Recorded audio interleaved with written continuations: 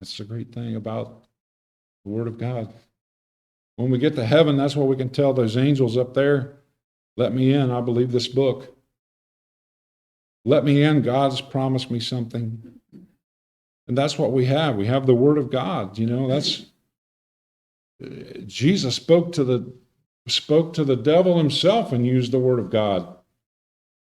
So this thing has, as he puts it there, great power. The Word of God has power. That's what it can do. It has power. And that's what we need to know. And he says, and God, I turn it loose on every man's conscience there in verse 2. So no one can escape it. That's why people don't want to listen to it. That's why people get up and leave. That's why people turn things off. They don't want to hear from God. They don't want to hear from His Word, because no one can escape it. And as Isaiah says, it's like pouring water out. God said, I'll send it wherever I want it to go, and I will accomplish whatever I want to accomplish with it. And then he says, so is my word. That's what Paul says here about the Word of God, verse 2.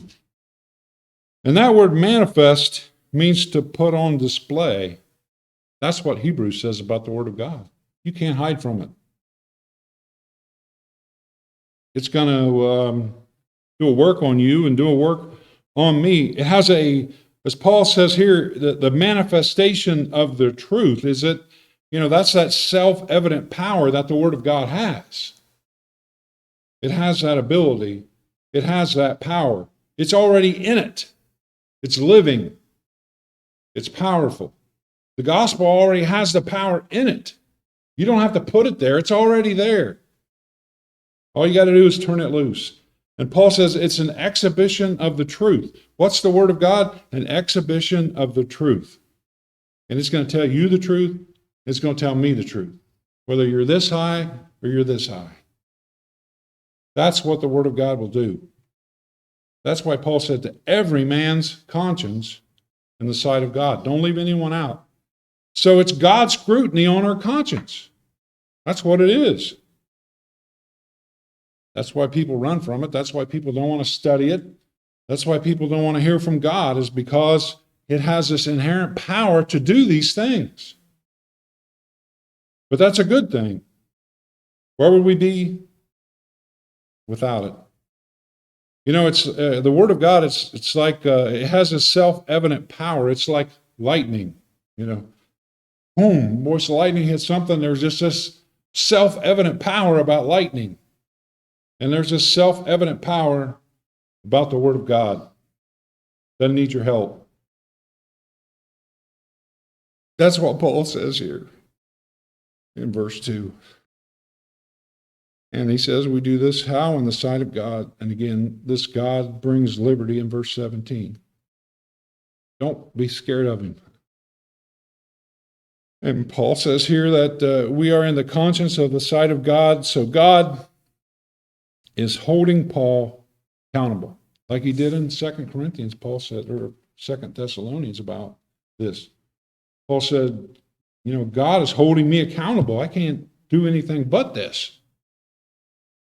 And he's saying that here. This is the self-evident power of God. I'm going to lay it on every man's conscience in the sight of God. I can't do this first part of this verse because of God. And God's going to hold me accountable. So he has to speak the truth. He has to bring them the truth. It's in the sight of God. Wilson said, the transparent fidelity of the whole counsel of God. That's what Paul's saying here. He has this transparent fidelity of the whole counsel of God. I got to tell you everything, Paul says. Not just bits and pieces. I got to declare to you the whole counsel of God. We got to hear it all, not just bits and pieces. And then there's this personal benefit. We benefit from it personally. That's what happens when you study the Word of God. They're just, God just works in His Word, and He works to comfort you or whatever it is you need. God does those things for us personally, but He does it collectively as well. You know, it doesn't matter how many people are listening to the word of God. God always accomplishes his will when his word goes forth to whomever hears it.